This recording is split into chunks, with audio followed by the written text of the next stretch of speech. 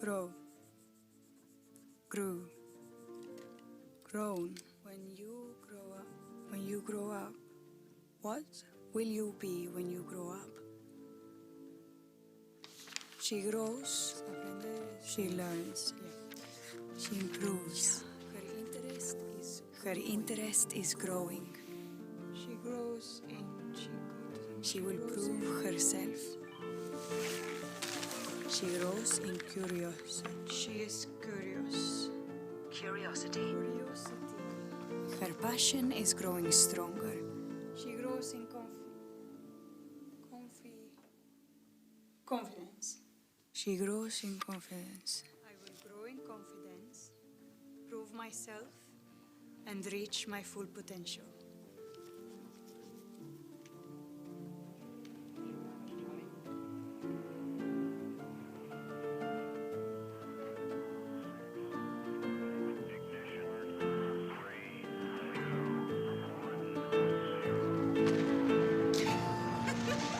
This is where ambition grows, where potential grows,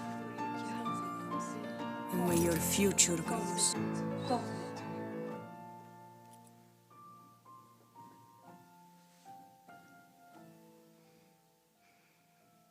Good morning, everyone.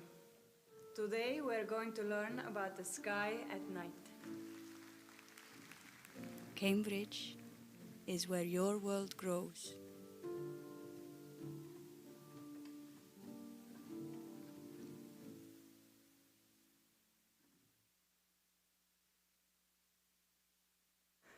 Welcome, everybody, to where our world has grown, to this wonderful anniversary, our 80th.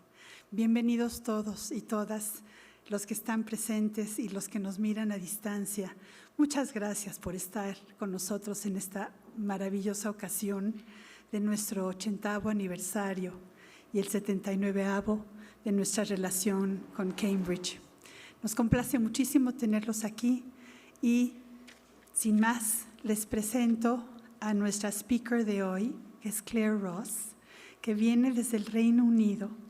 Claire tiene muchísima experiencia internacional apoyando a gobiernos y a instituciones educativas en la implantación de programas de enseñanza eficiente y eficaz del idioma inglés. And that's what it's all about, isn't it? Entonces, por favor, les pido un aplauso para recibir a Claire. Gracias.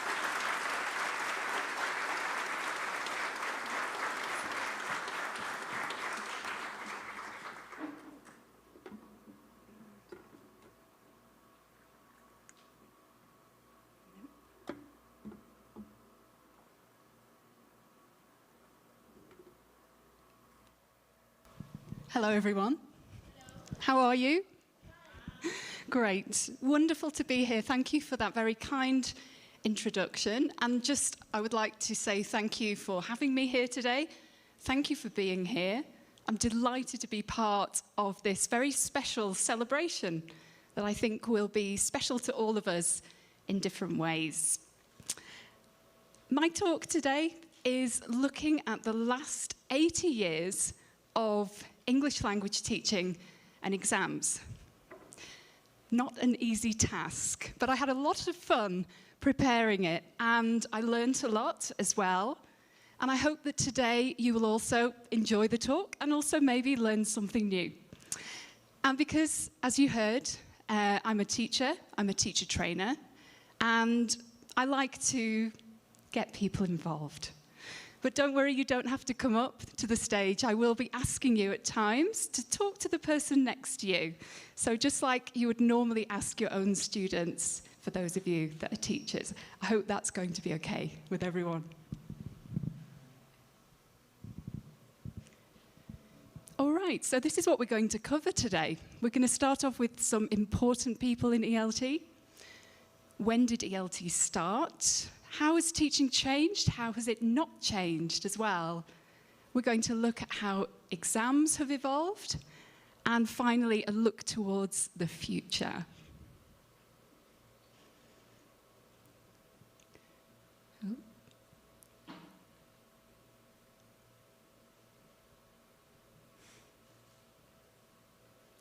Okay, I think I need the second clicker, please. Oh. Yes, sorry. Could you pass that to me, Juan Carlos? It's on the seat.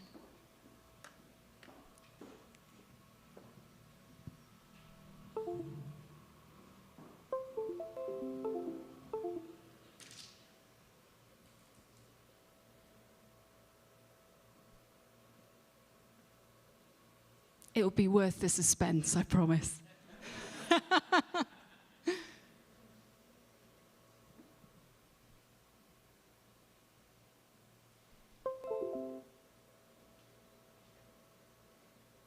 Nope, not working.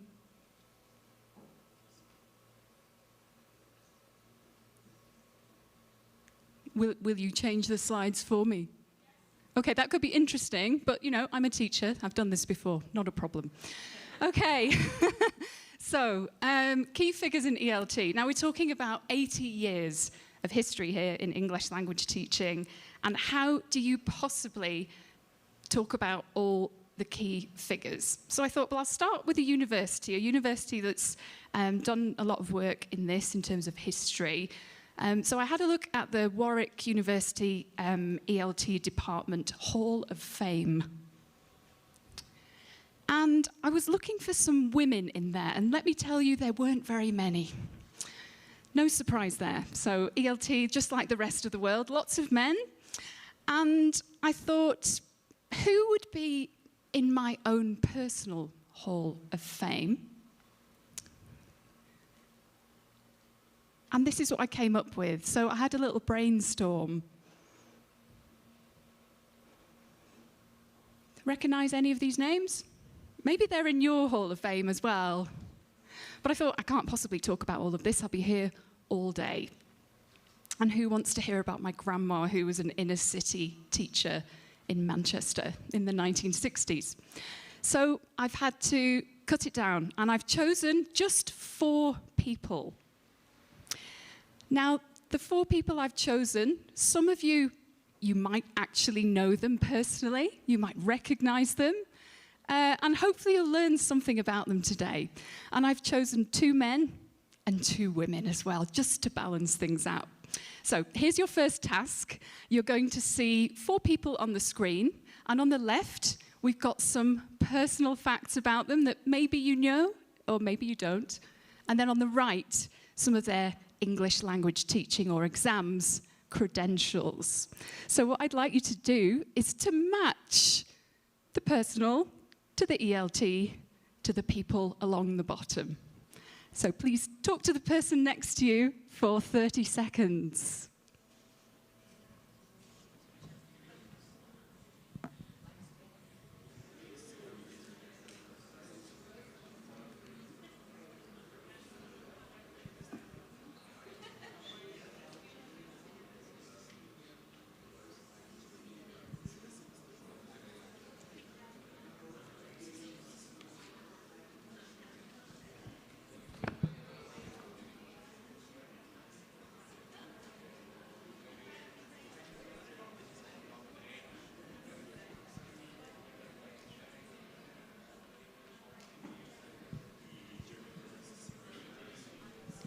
Okay.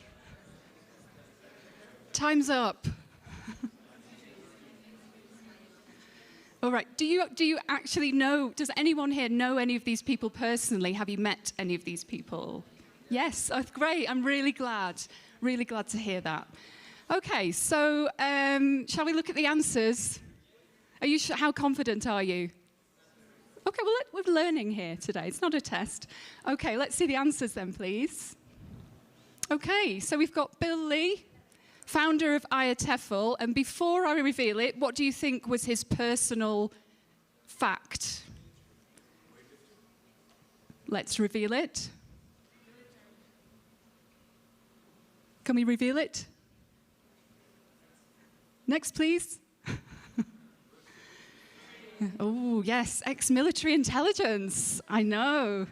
Okay, I'll talk more about who these people are in a moment, but yep, IATEFL. And then Catherine Walter, what do you think her claim to fame is outside the ELT world? Champion weightlifter, I know, who knew? and the first female IATEFL president. Okay, and Berta Gomez Maceo, founding member of MEX TESOL, and... Right, she was still teaching at the age of 80, so a very long, dedicated ELT career. And then finally, Jeremy Harmer, I'm sure you know him. I believe he has a link to the Anglo. And he is? There you go, yeah. All right, so I'm going to talk just a little bit about these four figures. Let's start with Bill Lee. So Bill Lee was the founder of the Association of the Teachers of English as a Foreign Language. So before the I was added, and he started this in 1967. Can we take the next slide, please? There we go.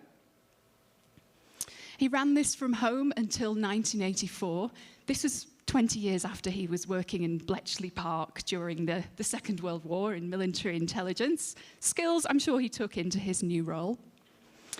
And IATEFL, when it started, second year, they had 253 overseas members and 264 members in the UK. So from the start, they were trying to make this quite an international organisation. And in fact, the I was added in 1970. Now there are around 4,000 members of IATEFL in different countries. And here's Catherine Walter doing her stuff. So she was the first female IATEFL president, 93 to 95. She's an Oxford professor for Linacre College in applied linguistics. And at the age of 65, she started weightlifting. And within 5 years, she was European champion. Right? She is awesome. What do you think her deadlift personal best is? Oh, much more. 101 kilos. I know.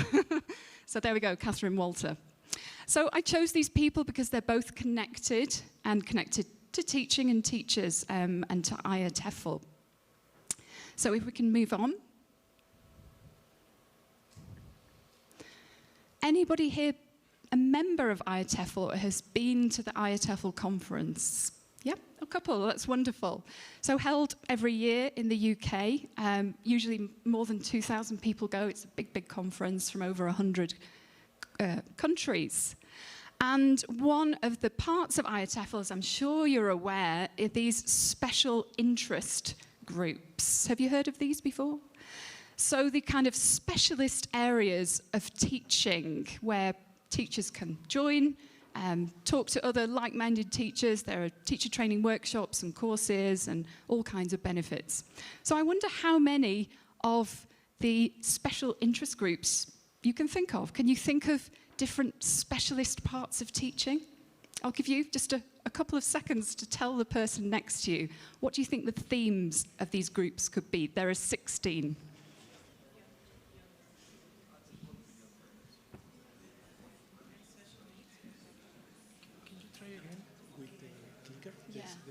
There's their one.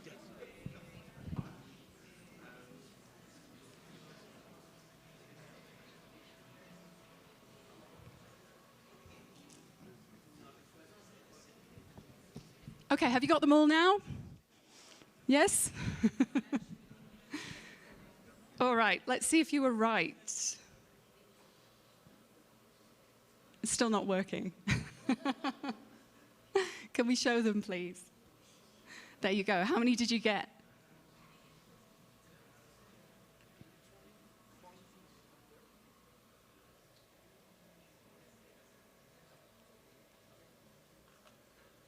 Do you want me to try this one again? Aha, okay.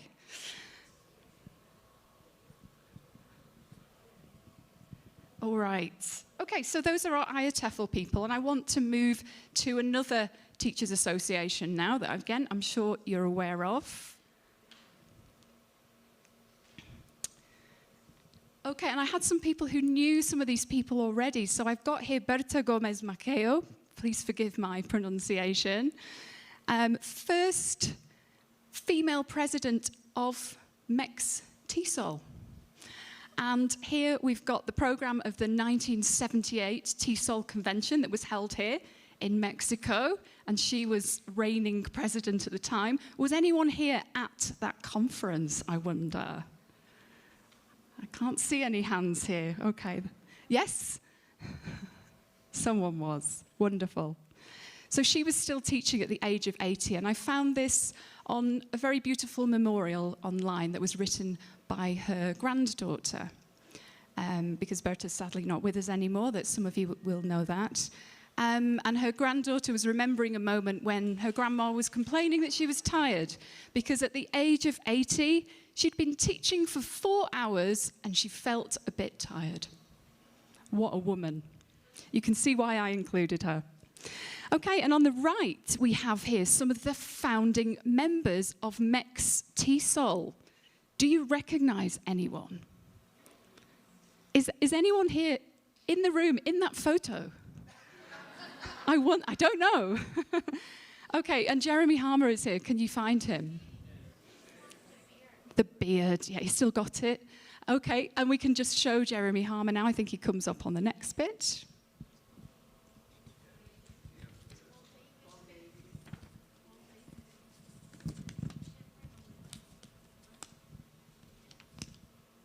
Thank you.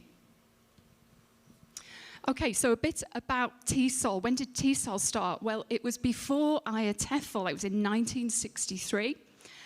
First conference in Tucson in 1964, 700 people. They were quite surprised, I think, so many people came. And it seems there's a little bit of competition, isn't there, between IATEFL and TESOL, not just geographically, but people who are members of one and maybe not the other. And the photo you can see on the right there refers to a moment in 1985 where both conferences happened on the same dates. So people had to make a choice.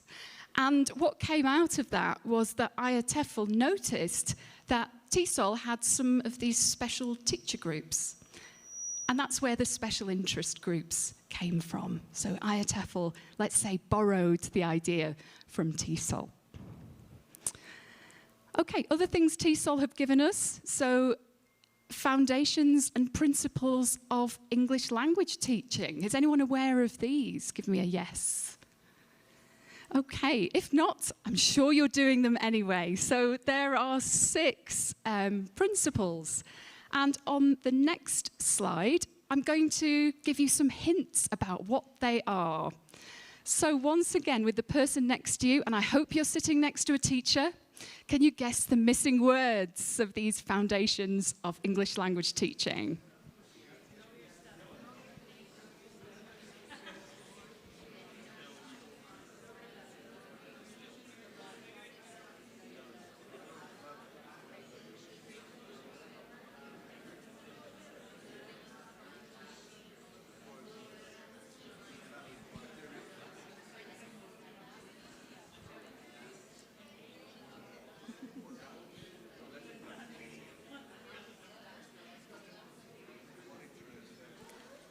Okay, are you ready for the answers?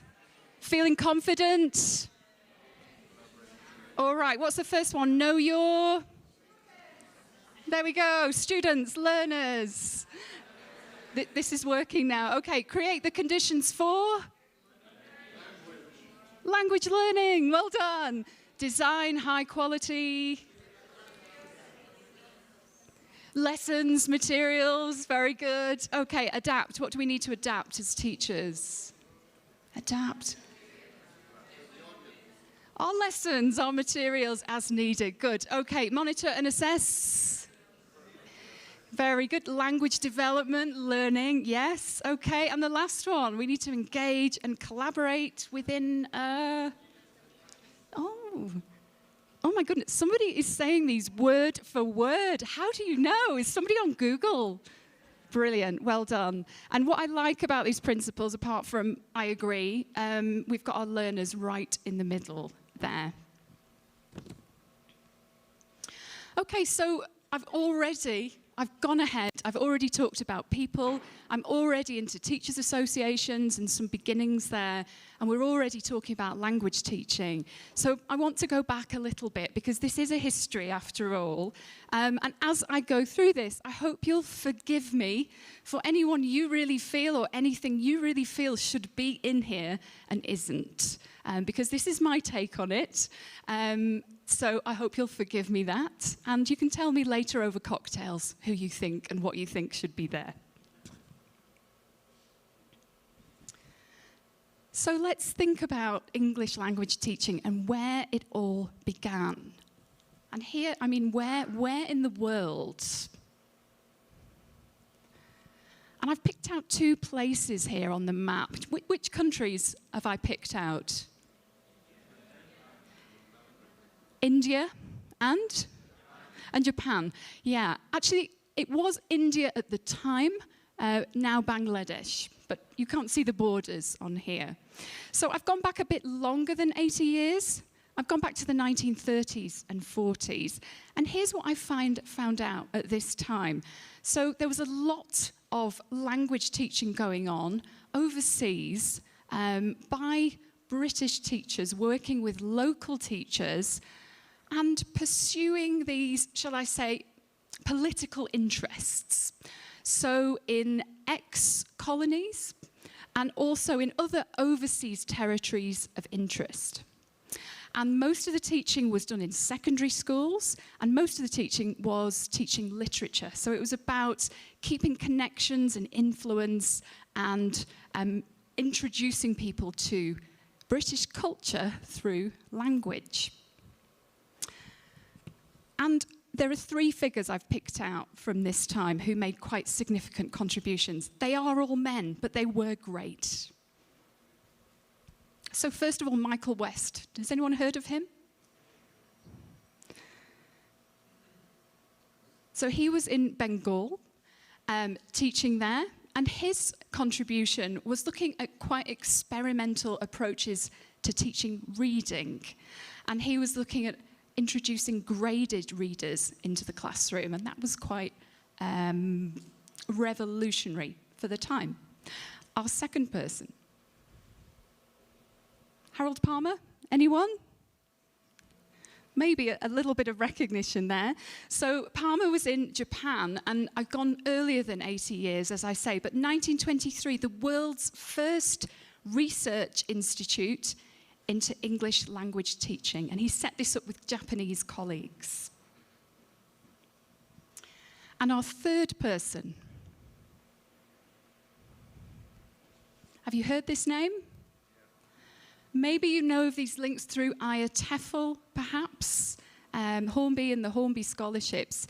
So Hornby was looking at research into what language should we be teaching students. And he was looking at, in the schools where English language teaching is happening, what do we teach at different ages and different grades? So he was very much looking at structural grading in teaching.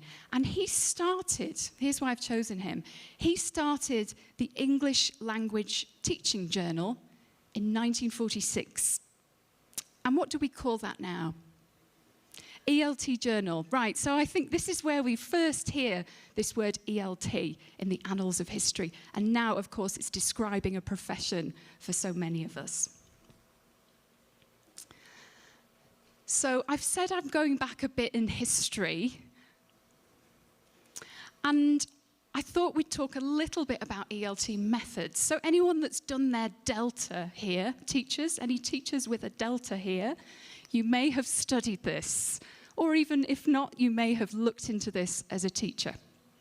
So I've gone all the way from 1910 and before, if you like, up to the present day. I'm going to talk about approaches and methods. Before I do, tell the person next to you, please, what do you expect to see here on the screen?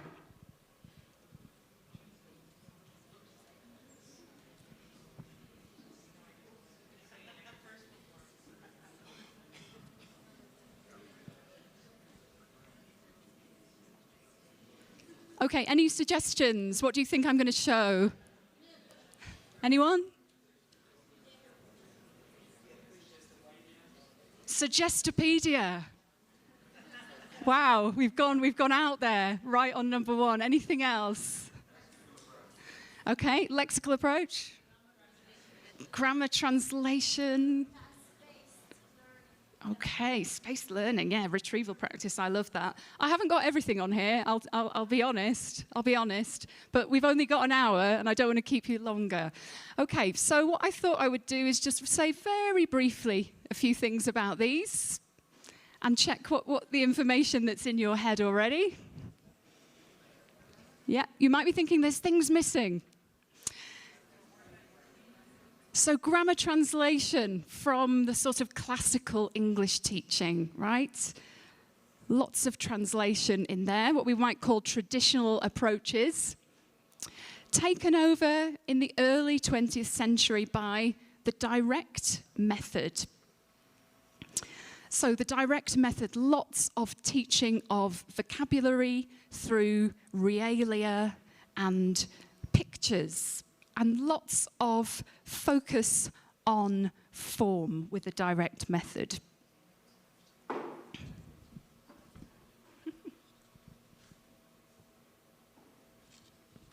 So, no, I knew that was wrong. No focus on form with the direct method. It was all about teaching a second language is like learning a first language. Okay, so lots of oral. Yep, absolutely. So what's this? This is a pen. Is this a pen? Yes, it's a pen. And then moving on to audiolingual, so starting to get into the 1940s, this started to get more popular. And what's the audiolingual method all about? Listening and repeating, lots of drilling. And this is sometimes called the army method. Do you know why? Because the US Army used this method to teach their soldiers foreign languages when they were posted abroad.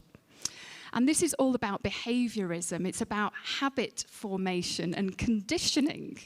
So this was literally listening and repeating, not very much focus here on understanding. So quite a radical approach as well. I mean, talking of radical, here we're going into the 70s, and we've got some of those new approaches. Suggestopedia, which apparently these days is known as de-suggestopedia. I didn't know either. The silent way, designed to teach maths with rods, Cuisinare rods by Gattineo. And some things that have lingered on, total physical response, so giving an order and students performing an action there. And then it was in the 1980s, of course, late 70s and 80s, that communicative language teaching became more popular, and certainly something that's endured, and I'm sure is going on in your classes, those of you that are teachers today. So lots of focus on real communication here, and some focus on form, but meaning. And it's not all about accuracy, which was the case for the audiolingual method, but fluency is important as well, isn't it? And lots of focus on functions and achieving communicative competence. I'll be testing on this later, by the way. But we don't need, sometimes it's confusing looking at all of these approaches, because as you can see, they linger on, and certainly none of them have totally disappeared, perhaps Suggestopedia. But I think it's useful to look at these more as periods of thought and practice. So maybe we can look at then 3 periods.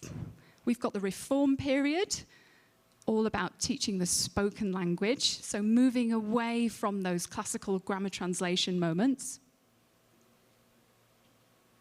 We've got the scientific period, so looking at what's the scientific basis for learning, all our behaviorist approaches there.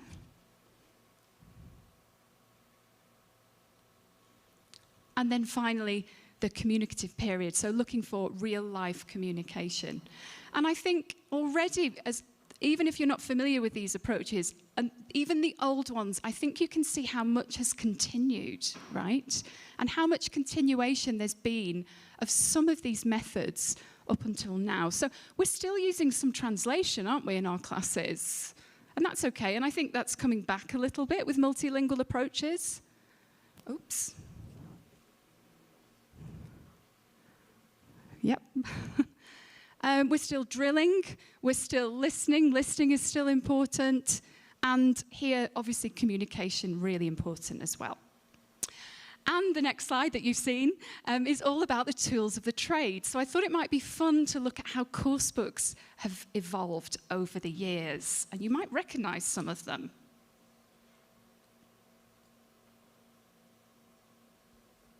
Have you used any of these? There are some Cambridge ones in there.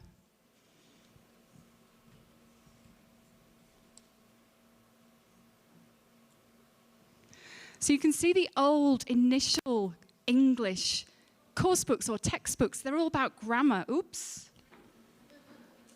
Help. Can you take me back to number 18, please?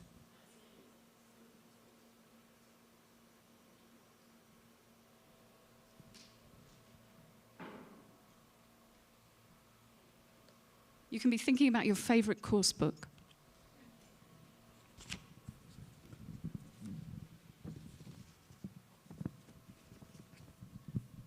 All right, look at how they've evolved. So we've got grammar here. We've got a spelling book. Sounds like fun. And then this blue one, we've got a Soviet-era English book. Sounds like fun. We're moving into school books. And we've got along the bottom, as we move through the 50s, 60s, 70s, and 80s, all the way to the present day, some school and adult textbooks. So you can see how these have evolved with the thought and the teaching practice of the time. So moving away from a focus of what vocabulary, what structures do we teach, in what order, and how do we get learners to memorize grammar rules, all the way through to more communicative approaches, and also more specialist parts of English. So there's an EAP book in here, I think, and certainly an exam preparation course as well. And Cambridge Little Steps, which is a preschool English book. And we have Unlock, which is teaching academic skills. And then American Empower, which is teaching the American variety of English. Next, please. And here's a really old one. So I've gone back more than 80 years. Any ideas how old this one is? Oh, that was a very good guess. 1685. So this is Guy, I'm sure you know this title. It's Guy Miege, Nouvelle méthode pour apprendre l'anglais. So new method for learning English. What have we got here? It's a self-study book.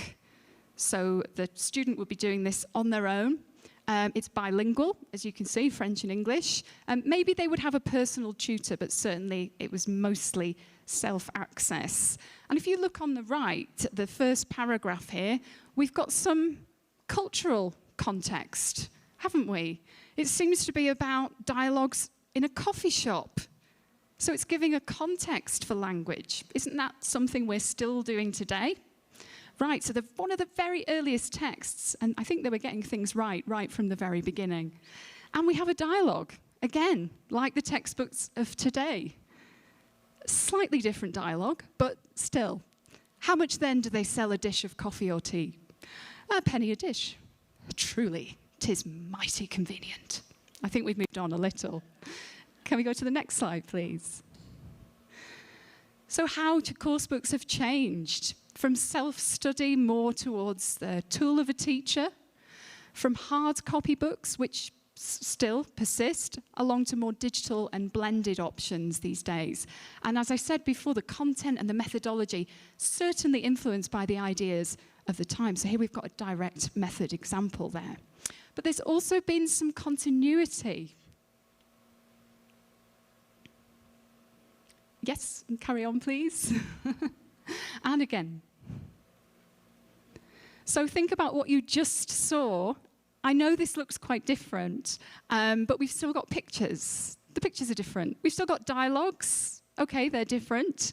And we've still got language information and context as well to help our learners learn. So course books have evolved, and yet there still is some continuity as well.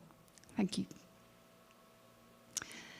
Yes, okay, there are some differences. So the actual dialogues are somewhat different.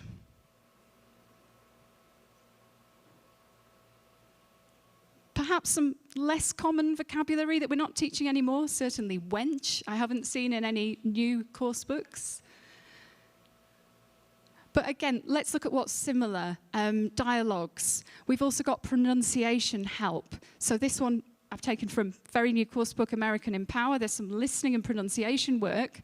And also in this one, it's transcribed for French language speakers to help the students to say the words in English. And this course book, let me tell you something about this one. It's from 1586, and it was a book for French-speaking refugees in England. So it's predating the ESOL type of teaching in the 1970s by about 400 years. And this particular book was dedicated to the King of France's brother, who wanted to marry Queen Elizabeth of England, the first, of course. Now, isn't that a nice motivation to learn a language? So as I said, English language teaching and the tools that we use, the course books that we use, have been influenced by the teaching methodologies of the time, but also I think about the political and social context as well, which is why I wanted to include this quote. All right, let's move on now to English exams. And again, just to go back to the very beginning here for a moment. So UCLES, who knows what UCLES stands for? No. Yeah, what's the L? Yeah, the University of Cambridge Local Examinations Services. Started in, any guesses of the year? Long time ago, 1858. And here you can see some students doing an English exam in 1954. Now, we know this today as Cambridge University Press and Assessment, and I know many of you know this intimately. So let's have a look at some of the exams that Cambridge English does. And can you identify the 4 that do not belong here?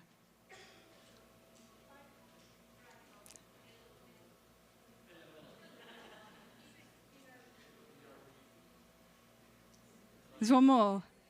I know, I'm sorry to bring that memory back. Okay, can we show the answers, please?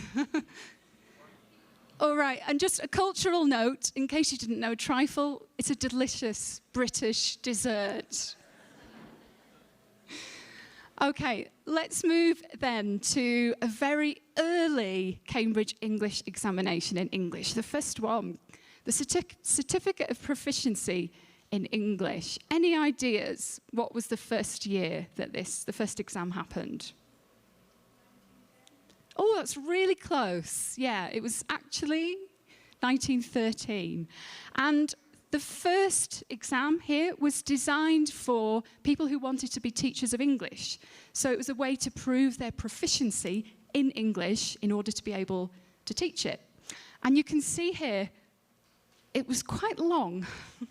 12 hours, yeah, and lots of translation, so either French or English into German and back, a lot of work on grammar, knowledge about pronunciation. There's a dictation paper as well. The first exam was in London in 1913. How many people took it? 3. How many people passed? None. So it's come a long way. Let's have a look at some of those exam questions. Do you think you would have passed?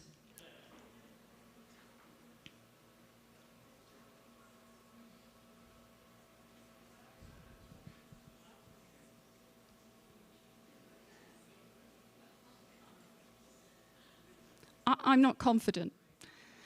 2 hours on an essay about English pre-Raphaelitism, I can't even say it. I'm not sure who Matthew Arnold is. The pronunciation one, the grammar one, mark the stress on these words. I'm not sure what some of them mean. Microscopical, anyone? Yeah. Pusillanimity. So you can see why people failed. I'm a little more confident about that one. I think I can talk about the pronunciation. So it's come a long way, hasn't it? So let's look at the evolution now of this exam. And just as you look at this, maybe think and tell the person next to you, how has it changed over the years, this exam?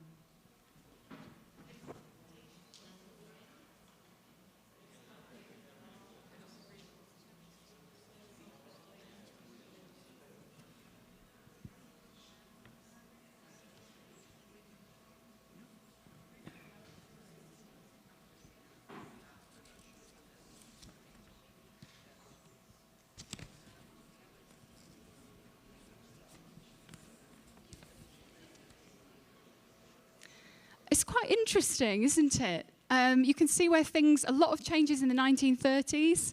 So phonetics and knowledge of grammar kind of dropped off. The grammar was replaced somehow with the use of English a bit later on. Literature goes. What else goes? Dictation, thank goodness for that. And then we're moving on in the 70s to listening and reading. And why did this happen in the 70s? Why was there this change, do you think? Yeah. What was happening in teaching at that time? Communicative approach, yeah, exactly. So big changes according to the common and popular ideas of the time. But also, notice the continuity. So oral parts of the exam, just like in teaching, are important all the way through. So the examinations are reflecting the ideas and thoughts of the time. And speaking is and was important, the same with writing as well. And I think that's something that really struck me as I was researching this talk, and that we should remember is that we shouldn't demonize the past and throw out all the old. There are still good things that we should keep and keep going. And I think we do that as teachers. Okay, another certificate, another exam, the lower certificate in English, which was brought in the 30s, and that was a way to test slightly lower language levels. And this was in wartime, so it was used a lot on refugees in Europe. And also, interestingly, prisoners of war took this exam in Britain. I know, I mean, as if things weren't bad enough for them. So in Britain and also in mainland Europe as well, you can see some of these early papers, and we can look at the evolution as well of this exam. Yes, and there you go. We know this these days as B2 first. So again, it's come a long way. Okay. Now, something that has endured. Oh, was that the next slide? Have we missed one? Nope. Okay. Yeah, thank you. A couple of themes here from, as we're talking about examinations. I don't just want to go through them all, and that would take too long. But things that are important then as they are now. So quality assurance, so that we can have confidence in the exams that are being delivered by Cambridge English. And inspections were important back 80 years ago as they are now. And this one, I think, was an interesting one from 1944. So candidates were disturbed by air raids. And something else I think has probably endured is trying to cheat on exams. Yes, or maybe trying to influence the outcome of exams. Yes, perhaps that happens sometimes. So I've got this from the Cambridge English Archives. There's some fascinating stuff on there. And I'm just going to read you an extract for this. So Mr. Kershaw was really upset that his daughter Ethel had failed this exam in 1910. He said, "Can it be possible, do you think, that there's been some mistake? I should be glad if you would look over the papers again. And if it so happens that there has been a mistake, send her a certificate. I need not tell you there should be joy in my home. I do not want to bribe you in any sense, but you shall be treated handsomely. Yes, I could pay for you and Mrs. Keynes a trip to Paris and be highly pleased to do so if you can discover a mistake. Her number was 1540 in confidence. So things have changed, and yet things have stayed the same. A little summary here of some other key entrants onto the exam scene over the years and how much they have grown. And next, please. And I have a pretty impressive figure from 2019. I know things have moved on then, but any ideas how many Cambridge English candidates there were globally in that year? Any ideas? There's someone here who knows the answers. I think there might be some expertise in the room. Yes, absolutely. Well done. Yes. So please bring that up. And also in that year, 2019, there was something that happened here as well, right? At the Anglo. Do you know anyone on this photo? Yes, you're here. All right. So there was a visit here in that very important year from the Cambridge English team from the UK. Okay. So along with that evolution of exams, something that really went hand in hand was the CEFR, the Common European Framework of Reference for Languages. So work started on this in the 70s, lots and lots of research, this framework for teaching and learning and assessment, and a way to really break this down into details and say what students should be able to do at different levels. And as you know, this is now mapped to lots and lots of exams and, of course, English courses as well.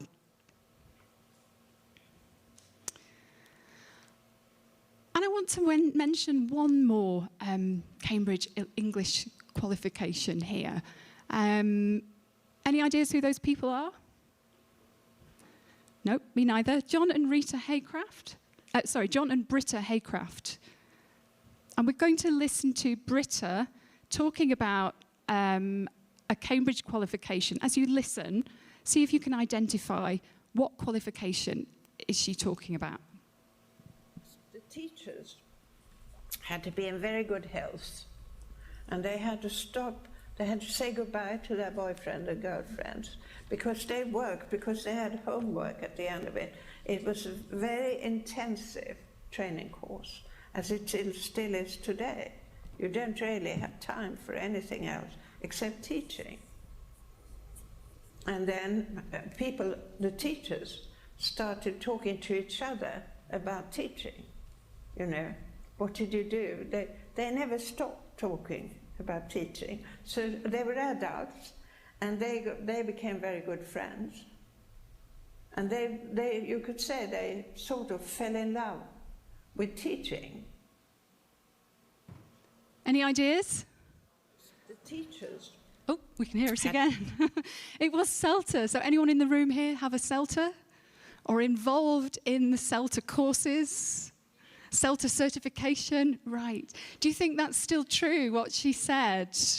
Do you think there are still CELTA candidates saying goodbye to their loved ones while they do that course? Oh my goodness, yes. So brilliant, brilliant course. I did it myself in 2003. And I think I fell in love with teaching as well because of that course and because of my fantastic tutors that I had. Okay. And here's one of your happy customers here. Did anyone work? Do you remember him? Okay. There you go. Maybe, I don't know, maybe he's working at the Anglo now. Is he? Is he speaking now? Oh, okay, it's a pity he's not here. He's teaching now, he's busy. Wonderful. So the roots of CELTA were Britta. I wanted to include one more woman, a husband and wife team, the founders of International House, John and Britta Haycraft, and they started in 1962. It was then the preparatory certificate, and it was even then, a tough but really, really good course, lots of focus on practical English teaching as well as theory and methodology. And we have, of course, the entrance of the Delta a bit later on. Anyone with the Delta? I asked that before. And then the CELTA in the form that we know it in 2002. And, of course, I need to mention this. I know this is an incredibly important exam for you here at the Anglo. And I believe part of some projects that you run with the Ministry of Education here. So again, a great internationally recognised qualification, the Cambridge TKT. What do the letters stand for? Very good. So a modular course. I wonder if you know the 2 optional modules. Young Learners and? Very good. And CLIL stands for? Content and Language Integrated Learning. Yes, so teaching English through a subject. Great. All right, so we've looked at teaching and exams and kind of coming up to the present day. So I thought I'd take a look here about what's happening here. What are you doing here at the Anglo here in Mexico these days? And I've taken this information from your website, so I hope it's correct. And I've blocked out the numbers. So I wonder if, with the person next to you, do you know or can you guess any of these missing numbers? So what's happening here? What are you doing at the Anglo? How many international certifications? How many students? With the person next to you.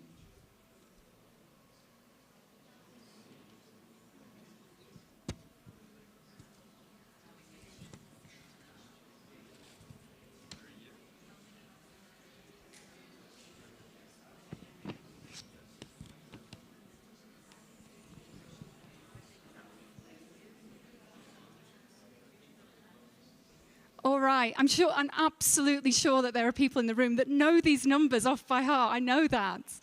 All right, it's certification, international certifications in a year. Let's reveal. Yeah, this is on the website, so they're not my numbers, so I'm sure they're right. Okay, number of English teachers trained. 2,000, amazing numbers.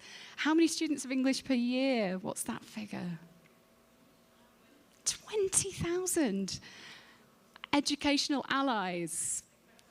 Wow, again, impressive. And alliances with companies.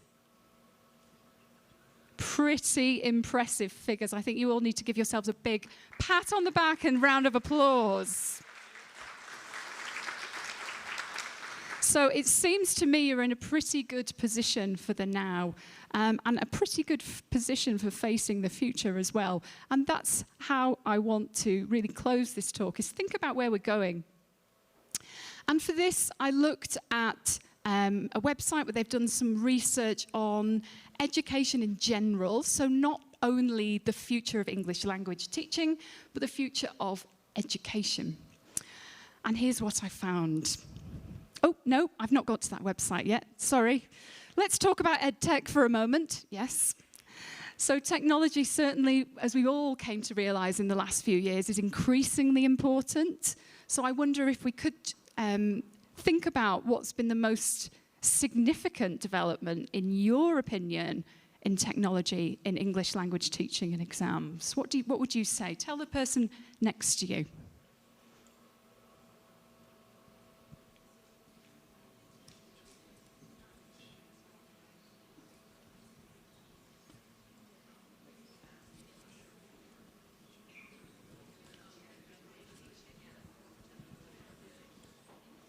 Any suggestions? Any suggestions?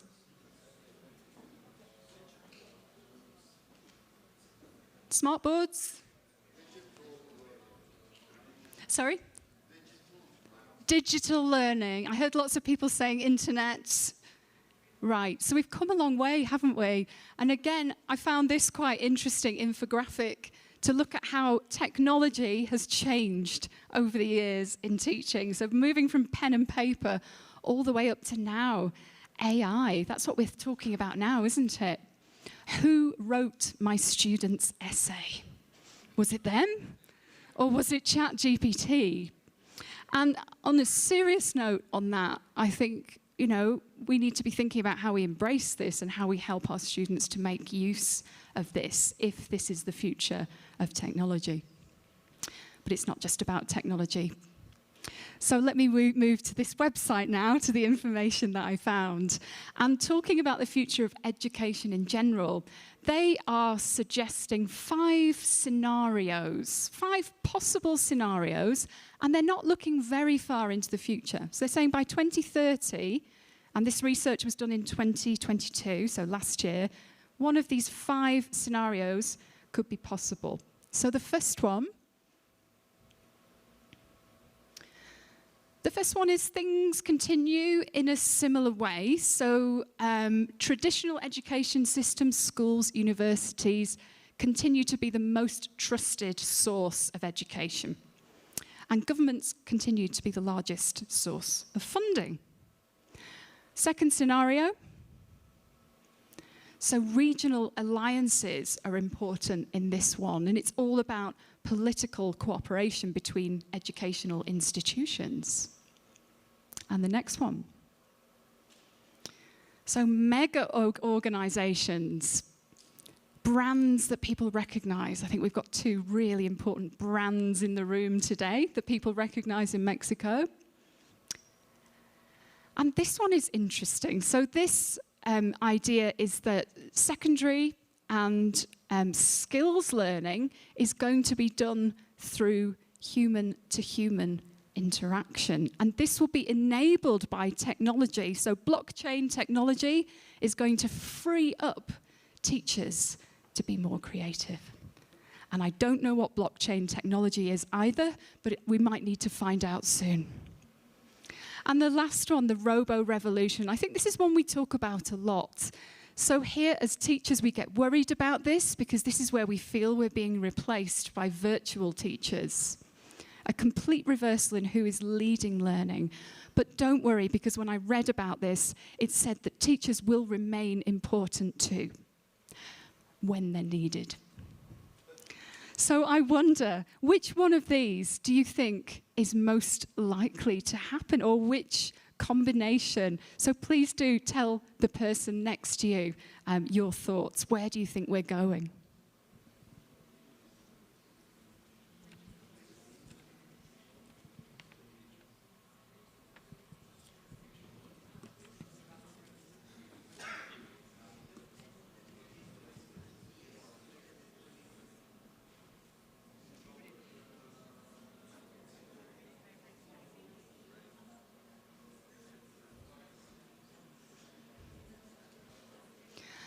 Okay, well, wherever we're going, I think going back to that slide that was taken from the Anglo website, I think you're in a pretty good position. And as I looked through the Anglo Facebook pages, and I had a lot of fun in there, I saw some of the teachers, and I think some faces that I recognize, saying what they love about teaching English and what they think is important in English language teaching. So I think you're in a pretty good position. But who am I to say? But I think we do need to be thinking about technology in the future, but also remaining investing in people and humans as well. I think that is always going to be important. And wherever the road takes us in the future, let's remember the milestones along the way. So this is what we've talked about in this session. First of all, we've looked at the evolution of some language teaching methods. And then we've looked at some important moments on that journey.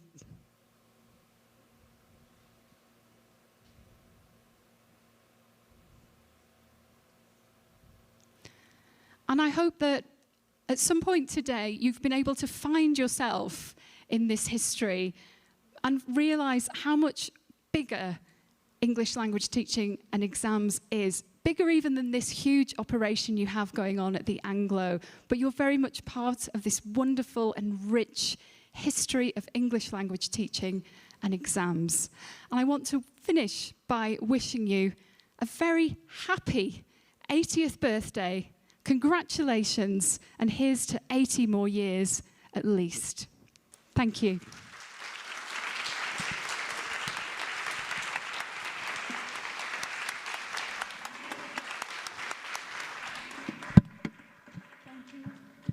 Thank you very much.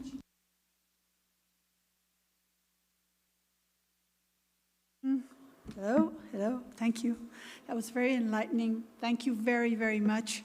And right now, what we have is really important for all of us. It's at our heart. First, we have some words from our Chief Academic Officer who could not be here today, but he is speaking virtually through a recording. Then we will have the wonderful words of Cambridge University Press and Assessment Director for all our region, Leon Suna, accompanied by our Chief, Chief Operation CEO. My goodness gracious, can you help me, Anthony, with that? Executive, oh my God, Chief Executive Officer, thank you very much. And some words also from Cambridge's assessment Chief Operations, or Chief Officer. Thank you. Sorry. Right, so the video first, please.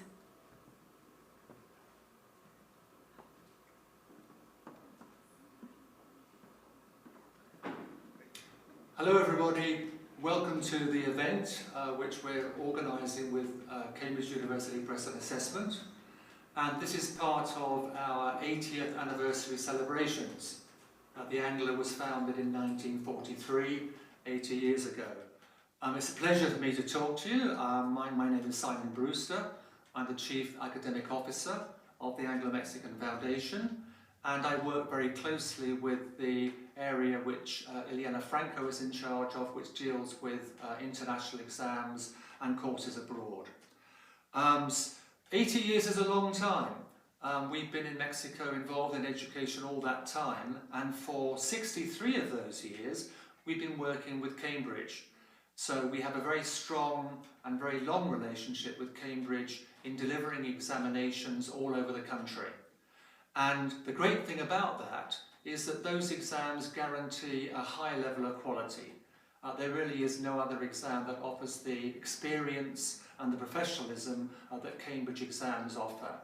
And we're very lucky to have that support. We're also very lucky to have a team of representatives all over the country that help us deliver exams, supervise the quality, and quality is really what we're talking about with this service. Ileana Franco and her team do a great job, and we have a great partnership with Cambridge University Press and Assessment, which I think is actually getting stronger as we reach more and more schools and offer more and more exams. So it's a great pleasure for me to welcome you today. Thank you for your interest. Once again, I'd like to thank Cambridge for sponsoring this event, bringing a speaker, and I hope this cooperation will continue. I hope that you enjoy the event, and I hope that we'll have contact with you in the future. Thank you.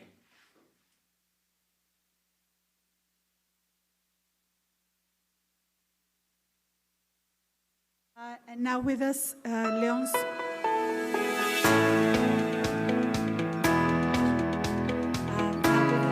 Suna, Chief, he's a commercial director for the Americas of Cambridge University Press and Assessment. He's going to say a few words, then we'll have a video from Fran, and then we'll have Anthony McCarthy, our Chief Executive Officer. My apologies for that before. Thank you very much. Please, Leon. I can also be a chief if you want me to. I would have no problems. Good afternoon, everyone. How are you? I'm very excited to be here on such a special day. 80 years. That is a very, very long time. Almost double my age. So I can't tell you that I lived the beginnings of the Anglo-Mexican Foundation here in Mexico. But it is such an important event.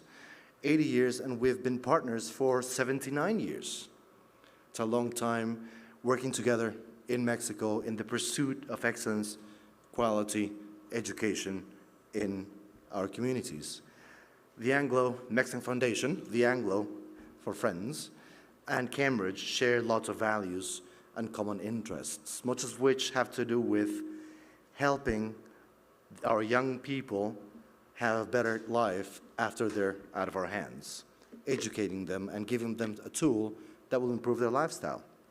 At the same time, working with teachers all around Mexico in order to have and provide the country and the communities with better qualified teachers all around.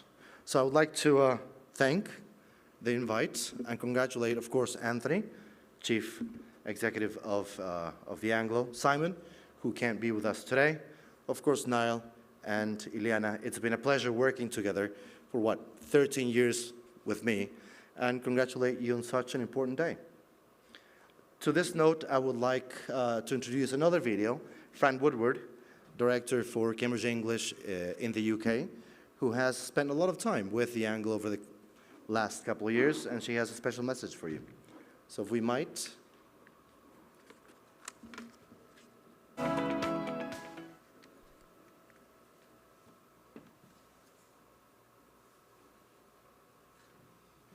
Hi everyone, I'm Francesca Woodward and I'm the Managing Director for English at Cambridge University Press and Assessment. I'm really sorry I can't be there with you today to help you celebrate such a significant milestone. 80 years, wow. You know, massive congratulations to you and thank you from all of us here in Cambridge. We started working together back in 1944 and our collaboration has gone from strength to strength. I know you work very closely with our team in Mexico, but I'd also like to say that here in Cambridge, we also feel like your colleagues. In fact, more than that, our friends. So it all started when 78 candidates took Cambridge Lower Certificate in English, which is now known as our Cambridge B2 first exams. These early exams were delivered in your very first school in Rio Janeiro, under the authorisation of our organisations, which at the time was known as the University of Cambridge Local Exams Syndicate. And I'm proud to say that over the last 79 years, our historic partnership has been full of success stories, opportunity and positive educational impact. I know a big part of your mission is to provide large-scale opportunities for personal improvement. This is something that is very close to our hearts in Cambridge and aligns with our university mission. From very humble beginnings, we've grown together. You've become an official Cambridge English Platinum Centre, which delivers an impressive number of all our Cambridge English qualifications and teaching awards through 17 authorised centres. And our team support your work to help ensure maximum opportunities across Mexico, Central America and the Caribbean. And of course, I know you also work closely with our approved speaking examiners, invigilators, and many, many more experts involved in the exam delivery process. I know the last few years have been super challenging with the global pandemic, but it was your hard work that helped exams and learning to continue. So we'd like to thank you for that. Over the last 79 years, there are too many milestones to mention, but I'd like to call out a few which I think show the importance of the work we do together. In 1945, 15 candidates took the Certificate of Proficiency in English, which is now our C2 proficiency exam. Interestingly, this exam is celebrating its own major milestone this month and is about to turn 110 years old. In 1953, your Antonio Caso School was established and today remains at the heart of the Institute's activity, even getting a visit from Her Majesty Queen Elizabeth II in 1975. More recently, in 2017, you hit a real high point when you delivered 1,000 C1 advanced exams and 3,000 TKT exams in the Project Funamales training colleges in Mexico. This was delivered across 32 simultaneous venues, which amounted to one in each state in Mexico, which is a big logistical and operational achievement.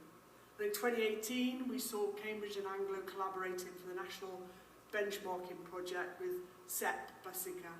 In November that year, we also welcomed Ileana, Operations Director for Anglo, to Cambridge to learn more about our operations. And then Anne-Marie visited in 2019 and Rosemary Flats to do a deep dive in Anglo operations. On the back of this project, we've made a range of improvements that have been implemented and have had real global impact. We've also delivered and co-sponsored many special events together for social and professional development reasons, This has included afternoon teas, Christmas markets, classical concerts, and many other events. And we continue with this collaborative tradition in highly popular Cambridge Days now. And so I'd like to end by saying that one of the many things we share is a focus on finding new ways to help our learners. And despite having long histories, we're both organisations that constantly look to the future, looking at new ways of meeting our customers' changing needs, whether that's through digital delivery or other educational innovation. One thing remains consistent in all this change is our commitment, our collective commitment to opportunity. Cambridge is where your world grows, that's our brand promise, and we look forward to working with you and continuing to work with you to deliver on that. So I'm going to raise a virtual glass and say congratulations, happy 80th birthday. Thank you.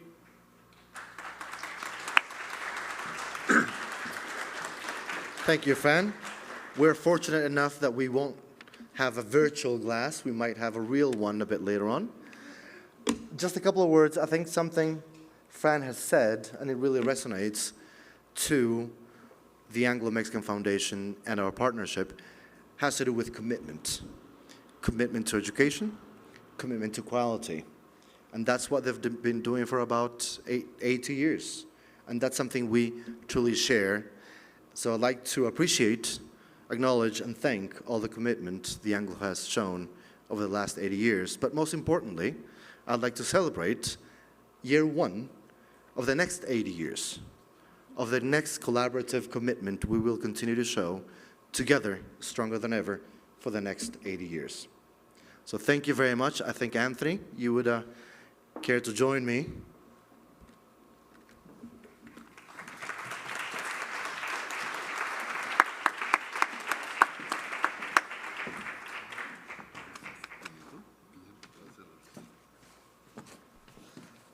Well, good evening to everybody. I think we've had a splendid afternoon, and I think the presentation we had for me was very, very interesting. I learned a lot today.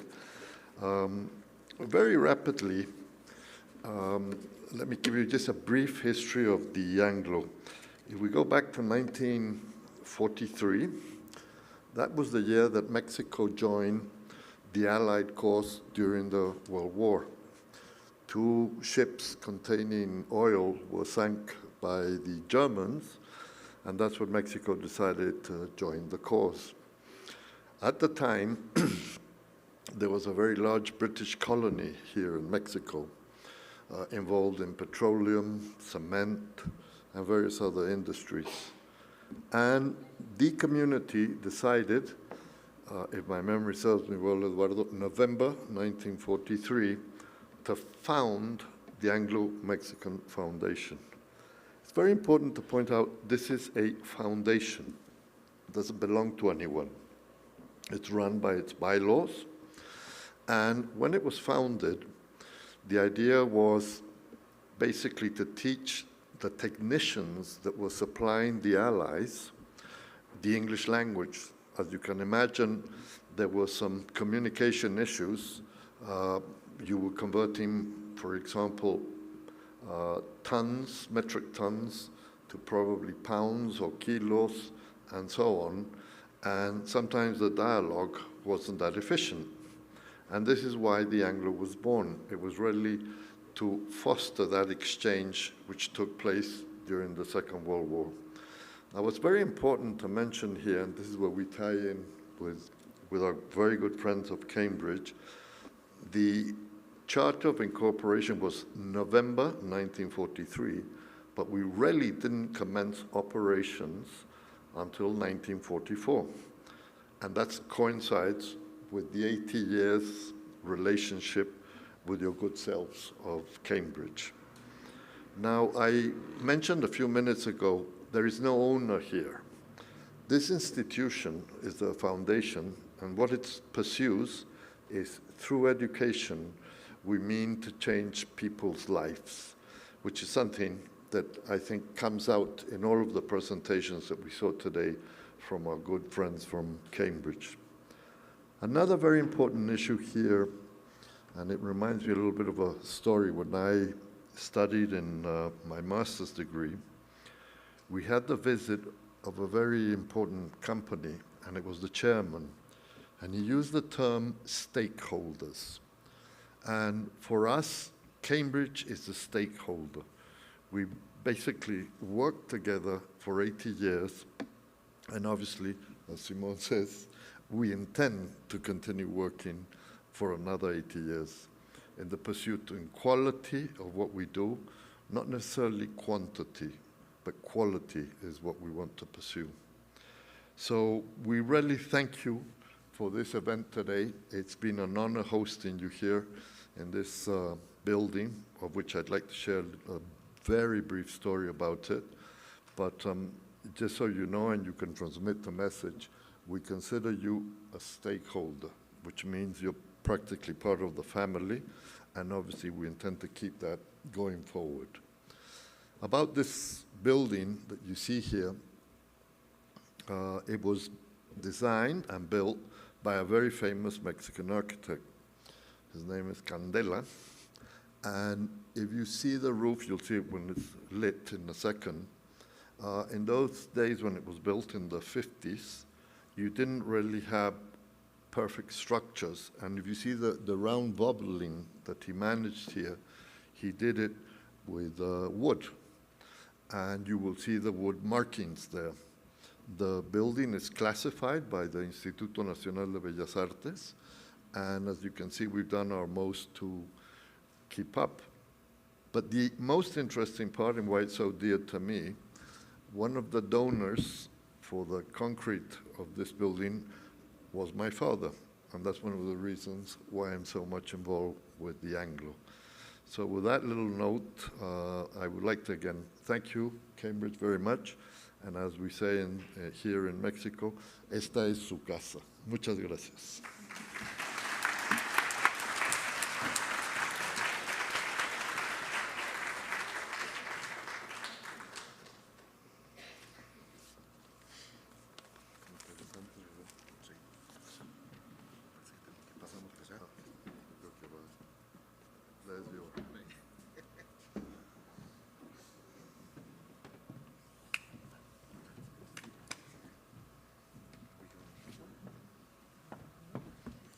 So now, this very special moment in this event where we unveil the plaque that commemorates our alliance, our relationship, and as a family. We're very happy here that we have our Chief Executive Officer, Anthony McCarthy. Finally got it, after 3. Then we have, of course, Leon Suna, who we have already introduced briefly before. The second chief. Thank you. Who is? And we have Rosalia Valero, who's very dear to our heart. Please. We are well aware that most of you know who she is and of her contributions. She has been family both to the Anglo and to Cambridge, and that brings us closer together. Thank you for being here, Rosalia. It's very important for us. Thank you. And we have Niall Lloyd, who all of you, I'm sure, know, who has been, was for a long time our director in international exams and is now the Chief Commercial Officer. Did I get that right?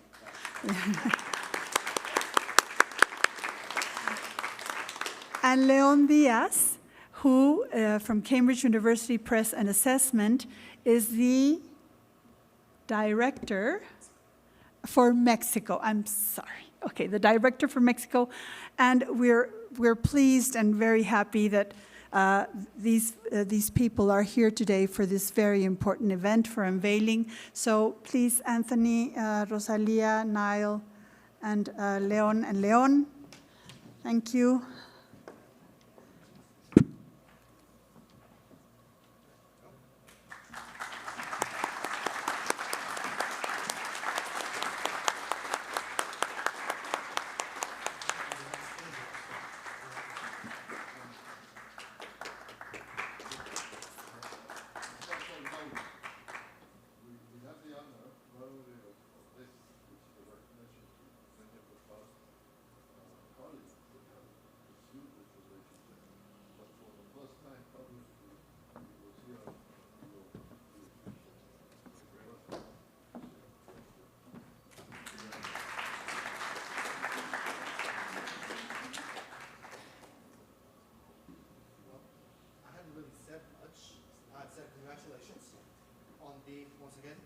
past 80 years, all the successes in the past 80 years, and congratulations on the next successes in the next 80 years.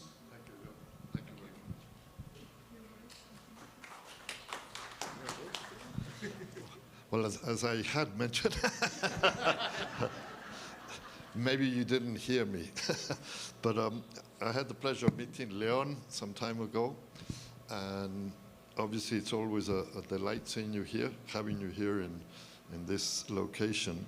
And what I did mention without the microphone is that today, with our 80th anniversary, we're putting forth, and I appreciate Cambridge having this detail, this is the new logo of the foundation, which, as you can see, picks up more of the UK's characteristics to reflect it with our client base.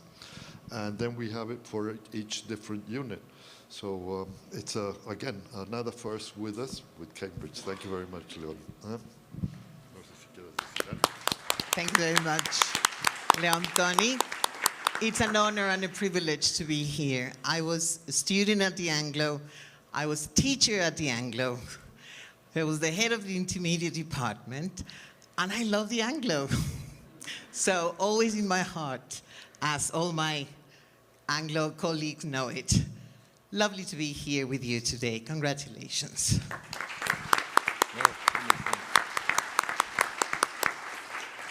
Okay, I'll just add a couple of words. I haven't really got anything planned, but here we go. I began in the Anglo in '99 in Puebla, and I worked there as a teacher. And after 4 years, I was able to become a Cambridge examiner. So I did that because it seemed like the next best thing to do. And that was my beginning, that was actually the beginning of my relationship with Cambridge. And actually counting up the days after that, it's been basically 20 years this year that I've been kind of doing stuff with Cambridge, either actually like giving exams or organizing exam boxes or packing them off to Cambridge or trying to get a free trip to Cambridge, or being inspected in Puebla by this wonderful inspector as she used to be. Got Tough many one. stories that we can tell. She was tough, yeah, but she's not so tough these days, which is nice. Yeah, she's become a little more tender, like a piece of meat. No, I'm not going to call you like a piece of meat. Anyway, it's been a pleasure. These 20 years being involved with Cambridge, and I've had lots of conversations with Ileana Franco when we had some tough times and we've had difficult times in the past, but often we wondered whether we were working for Cambridge or whether we were working for the Anglo. Last thing I want to say is that my mum was born exactly 80 years ago, so it's a special year. Yeah.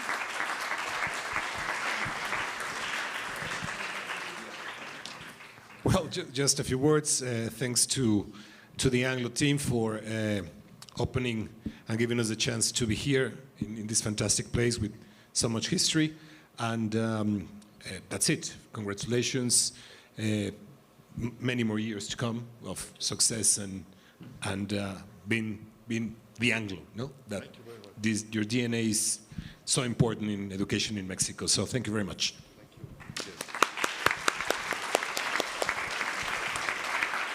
And now it's my turn, and I will try not to make mistakes this time. So I'm going to say it in Spanish because that's just easier for me. Thank you. Gracias hoy a todos nuestros invitados especiales, los que están presentes aquí y los que nos están acompañando a la distancia. Ustedes son nuestra razón de ser. Ustedes y sus alumnos. Es un privilegio que nos permitan acercarnos a ustedes, ser parte de su misión educativa, y esperamos que también podamos continuar siéndolo durante muchísimos años más. Yo quiero agradecerles a todos ustedes. Quiero mencionar de manera muy especial a nuestros representantes. Tenemos una maravillosa red de representantes en la República.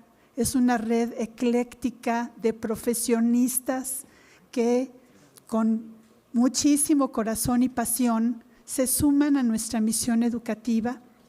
Como dijo Anthony, somos una fundación sin fines de lucro, no tenemos franquicias, pero tenemos a nuestros maravillosos representantes con sus equipos de colaboradores que siguen nuestra línea, nuestros lineamientos, nuestra misión. Quiero agradecer también a todo nuestro equipo de casa, nuestros SEMs de subcentros, a nuestros ejecutivos que trabajan arduamente con ustedes y que los conocen de manera muy, muy puntual, siempre buscando lo que es mejor para ustedes y sus alumnos. Y de manera muy especial también quiero mencionar, bueno, a nuestros equipos de logística, por supuesto, nuestros equipos administrativos. Gracias, Gaby, por tu maravilloso trabajo. Y quiero mencionar en particular a nuestras dos gerentes, la gerente nacional de operaciones, Diana Ruiz. Gracias, Diana, por el trabajo extraordinario que realizas.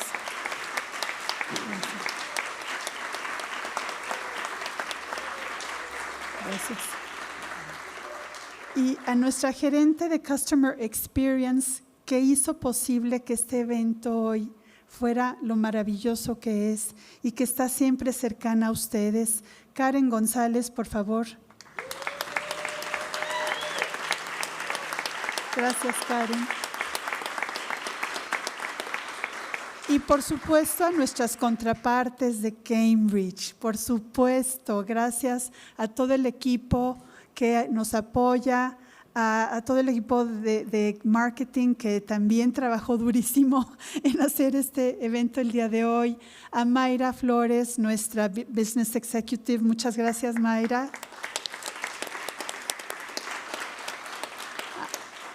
A Anne-Marie Stroke, quien yo mencioné brevemente que una de mis experiencias maravillosas con Cambridge en una entrevista que me hicieron más temprano fue la posibilidad de colaborar con altos operativos de Cambridge UK para entender mejor los desafíos de una operación tan grande como la nuestra. Y esa colaboración ha traído grandes beneficios para estas dos organizaciones hermanas. Muchas gracias, Anne-Marie, por tu liderazgo operativo.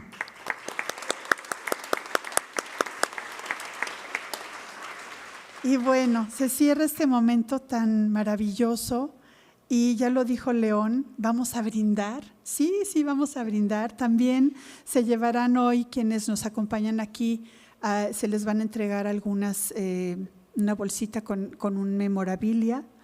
Y pues, without further ado, we'll see you outside to celebrate those who are here, and those who are at home, do pick up your cups with us and celebrate as well.